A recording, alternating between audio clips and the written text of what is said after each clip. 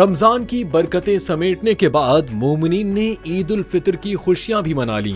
ईद उल अजहा में भी चंद ही हफ्ते बाकी। ईद उल अजहा किस दिन होगी, पेशगोई कर दी गई। मुत्तहिदा अरब इमारात के माहिरीन फलकियात ने 6 जून बरोज जुमे को ईद उल अजहा की पेशगोई की है। एमिरेट्स एस्ट्रोनॉमी सोसाइटी के मुताबिक 27 मई की शाम को जिलहज का चांद नजर आने का इम्कान है। अगर पेशगोई दुरुस्त साबित हुई तो मुत्तहिदा अरब इमारात में 28 मई को जिलहज के महीने का पहला दिन होगा। मुत्तहिदा अरब इमारात के सरकारी तातील के कैलेंडर के मुताबिक यौम अरफात और ईद उल अजहा के लिए छुट्टी जिलहज की 9 से 12 तारीख तक होगी, जो 4 दिन की छुट्टी के बराबर है। दूसरी जानिब माहिरीन फलकियात ने पाकिस्तान में चांद के इब्तिदाई हिसाबात की बुनियाद पर ईद उल अजहा के लिए 7 जून 2025 बरोज हफ्ते का इम्कान जाहिर किया है।